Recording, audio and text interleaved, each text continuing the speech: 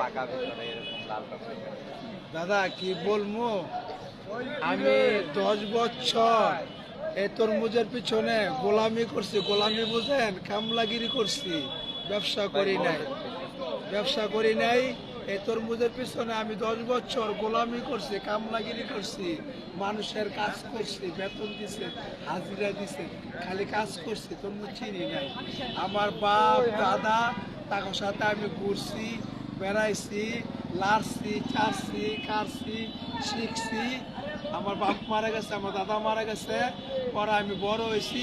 এখন তরমুজ আমি চিনা ফেলাইছি, কোনটা লাল, কোনটা সাদা, কোনটা পচা, কোনটা মিষ্টি, কোনটা কি, এটা আমার রক্তের সাথে আল্লাহ রাব্বুল আলামিন আমার মিশাই দিচ্ছে। এই জন্য আমি তরমুজ, একজন একটা ভালো তরমুজ চাইলে আমি মন বইরা কাইটে দিতে পারি। আল্লাহ রাব্বুল আলামিন আমার এটা দান করছে। দামটা কেমন রাখেন আপনি? দাম মানে গাঙ্গের পানি, গাঙ্গে ডালি যেরকম দামে বিক্রি করি কিনি, এরকম একটু সীমিত 5-10 টাকা লাভ হলে আমি মালটা ছেড়ে দিই।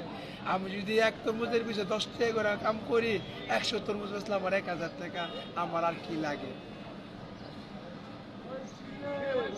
এই যে আপনি ভাইরাল হইলেন, এখন আপনার এই যে মানুষজন দেখেন আপনাকে ঘিরে ধরছে, কেমন লাগে? আলহামদুলিল্লাহ, মাশাআল্লাহ, আলহামদুলিল্লাহ, মাশাআল্লাহ, আলহামদুলিল্লাহ, মাশাআল্লাহ। আমি খুব আনন্দিত।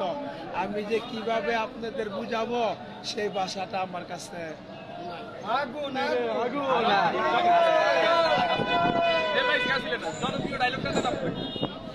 না দাঁড়ান।